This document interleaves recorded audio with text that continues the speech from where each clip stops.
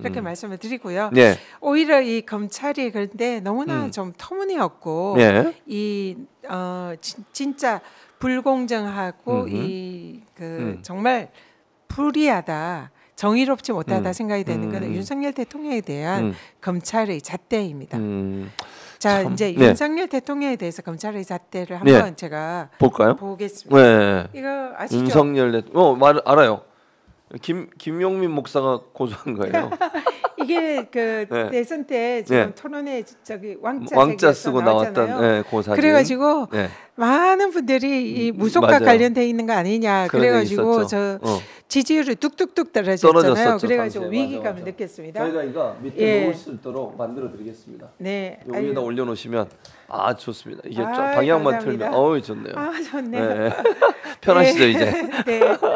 진작 주시지. 그러니까 우리 PD가 진작 안 주고. 그래서 그 다음에 이제 이 위기감 느낀 윤석열 후보가 순복음 여의도 교회에 성경책을 들고 나타납니다. 네, 그리고는 기자들한테 얘기를 해요. 그때 이제 이런 얘기를 합니다. 우리 부인이 어릴 때부터 열심히 교회 다녀서 구약 성경을 다 외운다. 교수님이 목사님이시지만 못 외워요. 구약은 무슨 구약을 다 외워요. 한 페이지라도 외우십니까? 한 페이지도 못 외웁니다. 시편 23편 저도 정도. 한 페이지 한번 외워보려고 해봤는데 어려워요. 힘듭니다.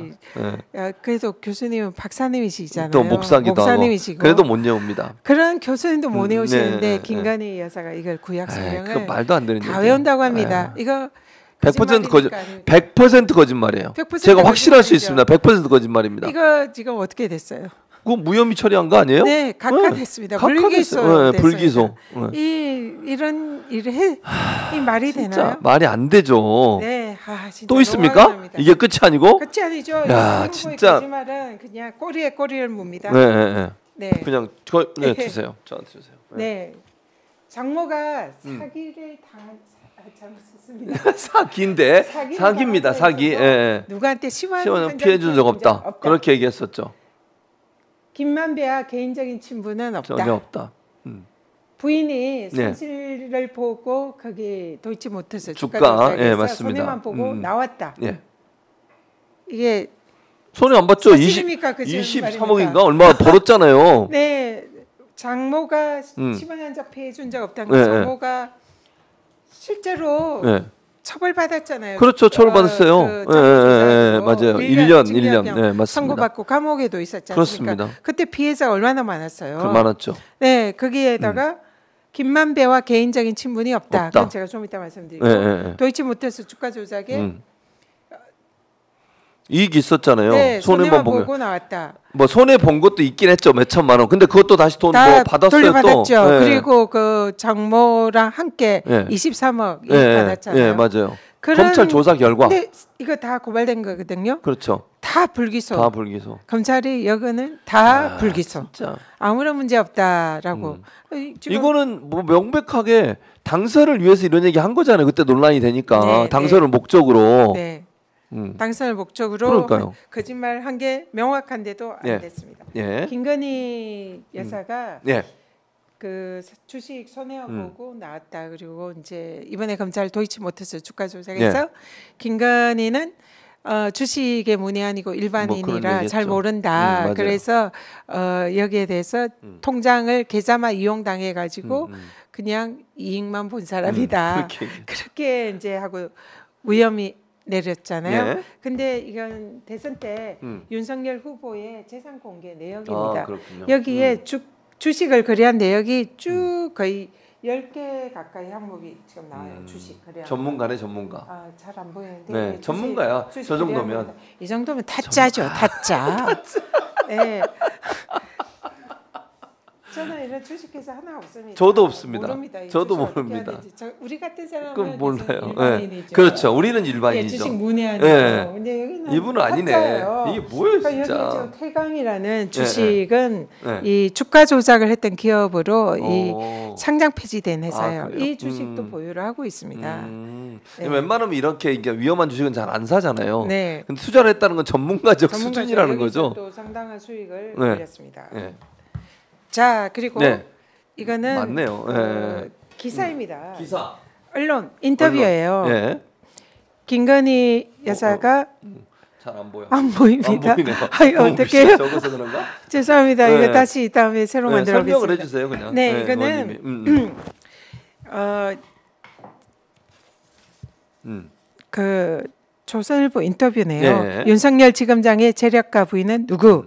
이래서 여기에서 김건희 씨가 재산이 1990년대 IT 붐이 일었을 때 주식으로 번 돈이 미천이 되어서 재산, 지금의 재산을 불렸다.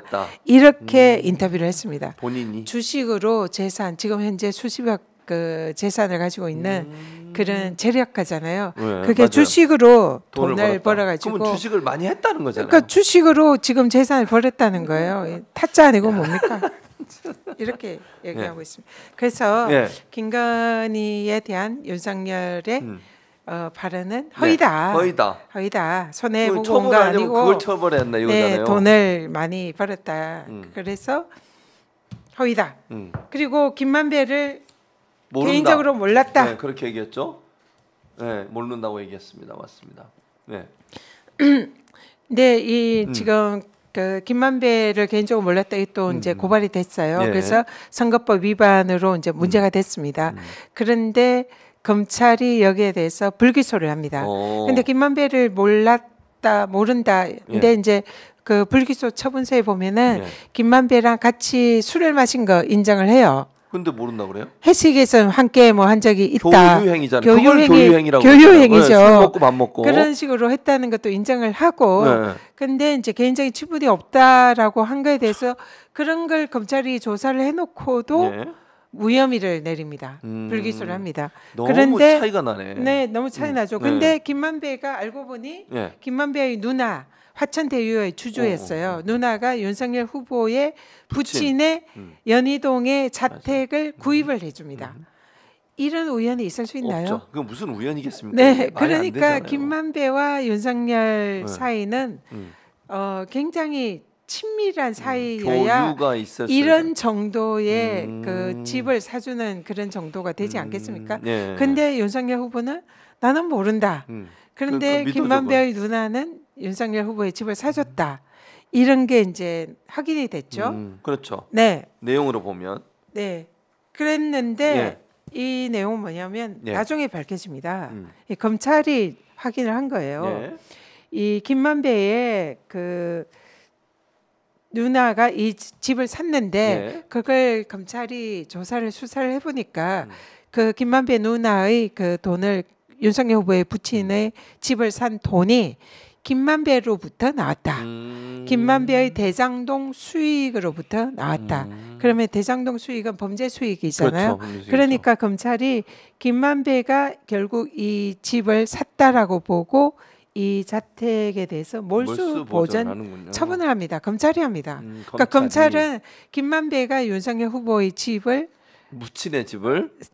부친의 집을 사줬다라고 판단을 한 거예요. 그렇게 보고 있군요. 예, 그래서 누나를 그걸 통해서 네. 그러니까 이 정도 김만배가 윤석열 후보의 부친의 집을 살 정도면 이거는 보통 사이가 아닌 거죠. 교유행위. 네, 보통 사이가 아닌 거죠. 그런데도 김문비 그 밑에 직원을 그냥 개인적으로 그때 몰랐다, 시장 시절 몰랐다 한 거는 징역 2년입니다. 이런 정도의 친분이 있는데도 여기는 불기소. 그러니까요. 너무 그러니까 이 차이가 너무 많이 나네요. 이게 이재명 대표 건하고 예를 들면 지금 윤석열 대통령의 말하고 해. 자, 여기 윤석열 후보의 방금 김만배 친분이 없다는 거에 대한 검찰의 불기소 처분서입니다. 처분서. 내용을 한번 볼까요? 개인적인 친분 유무는 김만배와의 사이 친밀도에 대해서 스스로의 평가 내지 의견 표현이다. 불과하다. 그러니까 인식이나 기억이라는 겁니다. 그렇죠. 그렇기 때문에 공직선거법 허위사실로 볼 수 없다는 겁니다. 아니 그러면 이재명 대표 건 저보다 훨씬 더 공직선거법으로 볼 수 없는 거지. 위반을 그렇죠. 볼 수 없잖아요. 이거 똑같잖아요. 그러니까요. 그래서 제가 여기에 이재명 후보를 넣어봤습니다. 참 이 검찰의 진짜. 그 윤석열 후보 불기소 처분서에 똑같이 김만배 대신에 이재명, 김문기를 넣어봤습니다. 이름만 바꿔서. 이름 바꿔서 넣으면 이해가 되잖아요, 그대로. 그대로 이해가 되잖아요. 근데 이재명 후보는 유죄입니다. 구형을 이게 자 윤석열 후보는 무죄고요. 네. 이재명 후보는 똑같은 사안인데 유죄입니다. 유죄로 지금 검찰이 판단했다는 거잖아요. 네, 검찰이 이래서 어떻게 합니까? 이중잣대가 됐군요. 이게. 네.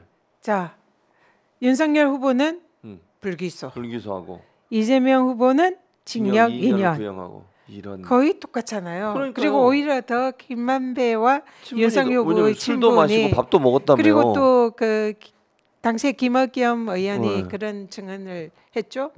김만배가 그 윤석열 후보 그때 박영수 특검에게 성렬이형을 그 특검에 팀장하는 걸로 어때요? 이러면서 김만배가 그렇게 추천을 했다는 거예요. 성렬이형이라는 표현을 쓰면서 그러면 이 정도로 친분이 있다는 거죠. 그렇죠. 그렇게 보통 안 부르죠. 성렬이 아니 검사한테 성렬이형 했단 말은 평소에 친했단 얘기죠. 네. 그래서 김학겸 의원이 그걸로 이제 그때 고발이 당해서 최근에 그게 대해서 무혐의 결정이 났습니다. 났군요. 네.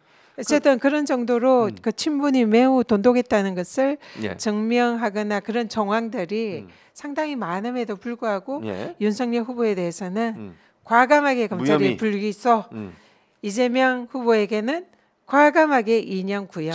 이게 말이 됩니까? 어처구니가 없네요. 어처구니가 없습니다. 아니, 결론 그러면 지금 전 의원님의 말씀을 쭉 들어보면 이번 1심은 법리대로 따지면 무죄가 나와야 되는군요. 당연히 무죄인 거죠. 이걸 유죄로 하면은 아까 공직선거법에 행위로 보는 거잖아요. 교유행위라는 검찰의 그 주장, 공소장 그거에 동조하는데 이건 상식적으로 볼 때 교유행위가 아니라 인식, 생각이라는 거. 누구를 안다 모른다는 그냥 생각이지 이게 행위가 아니잖아요. 거기도 그냥 안다가 아니라 지금 설명을 들으면 개인적으로 아냐 모르냐요. 좀이 붙습니다. 그래 개인적으로 좀. 그 말은 깊이 알아야 되는 거예요. 그렇죠. 네. 제가 뭐 PD를 아는 거는 깊이 아는 거잖아요. 네. 근데 그냥 지나가는 분이 팬이라고 인사하고 사진 찍는데 그걸 알아? 그럼 몰라요, 그거는. 얼굴을 알 수는 있죠. 그리고 근데 개인적으로 좀은 아니잖아요. 개인적으로 좀은 아니죠. 그건 아니죠. 네. 그리고 예를 들면 그 설령 또 그게 맞다 하더라도 행위가 아니죠. 행위가 아니죠. 아니 저도 예를 들면 학교에서 보면 학생 수가 많은 클래스가 있잖아요. 뭐 적으면 다 기억하지만 학생 수가 뭐 200명 되고 100몇 명 되고 이러면 출석 부를 때 보고 출석 체크하지만 밖에서 만나면 몰라요 그 학생이. 그리고 얼굴은 알 수 있어요. 예를 들면 이 학생이 내 수업을 듣는 것 같아. 이건 알지만 개인적으로 좀 아는 건 아니잖아요. 그 학생은 무슨 제가 밥을 먹었습니까? 뭐 요즘은 또 커피 한 잔 사주면 안 되거든요 절대로. 선생이 사주면 되지만 학생이 그러면 이제 다 걸려요. 부정청탁법 아시잖아요. 근데 그걸 모른다 그랬더니 그걸 죄라고요? 이런. 그래서 말이 안 된다는 거 아시겠죠? 그래서 알겠습니다. 아까 또 판례, 대법원 판례 적극적으로 일방적으로 거의 사실 알리려는 그런 의도가 있어야 되는데 개인적으로 좀 하세요. 성남시장 시절은 몰랐습니다. 이게 적극적으로 일방적으로 알리려는 의도는 아닌 그냥 거죠. 질문에 답변을 한 거예요. 방송에서 질문에 답변 안 하잖아요. 방송 사고예요. 예를 들면 1초 2초 말하고 있으면 방송 사고라고요. 뭔가 답변을 해야 돼. 근데 자기가 모르니까 잘 모르는데요. 예를 들면 모릅니다라고 얘기한 거를 그거를 적극적으로 얘기했다고 얘기할 수는 없잖아요. 자기 당선 목적으로. 그렇죠. 그리고 국정감사장 선거랑 무관한 국정감사장에서 의원이 질문을 해서 그때 국토부로부터 협박이 당했던 것 같습니다. 느낌이잖아요. 그런 생각이 들었습니다. 그렇죠. 생각이죠. 기억이죠. 그렇죠. 그래서 그것도 마찬가지로. 아니 그리고 협박이라고 하는 기준은 똑같은 글을 받아도 어떤 사람은 협박성으로 느낄 수 있고 어떤 사람은 안 느낄 수도 있는 거 아닙니까? 생각을? 그렇습니다. 근데 그걸 가지고 무슨 법에서 그렇죠. 네. 아니 어떤 사람은 그거 괜찮아 그 정도는 뭐 괜찮아라고 할 수 있지만 압박이나 협박으로 느낄 수 있어요 충분히. 그거를 그리고 그때 당시에 실제로 그런 협박이나 압박으로 느낄 수 있는 정황들이 많았습니다. 그러니까요. 계속 국토부에서 공문을 보내고 뭐 이런 정황들이 많았기 때문에 지자체장으로서는 중앙 정부에 그런 이제 뭐 공문이 오면은 당연히 압박을 느끼죠. 지자체에서는. 그리고 이거는 국정감사장이에요. 그럼요. 선거랑 상관없는 전혀 관계. 공직선거법으로 이걸 집어넣는 것 자체가 문제라는 거예요. 이게 뭡니까 대체? 그리고 또 하나 검찰은 위정죄에 대한 수사 권한이 없어요. 그게 검경 수사권 조정 때문에 검경 빠졌군요. 수사권 조정 때문에 네. 경제 부패 범죄에 대해서만 수사를 할 수가 있어요. 그런데 등에 이 위증이 들어간다. 그 한동훈 작품이죠. 네, 한동훈. 근데 그는 무리한 해석이죠. 무리한 그래서 해석. 검찰의 수사권 자체가 없는 사건을 수사를 하고 기소한 사건입니다. 사실은 공소 기각이 되어야 되는 그런 사안이죠.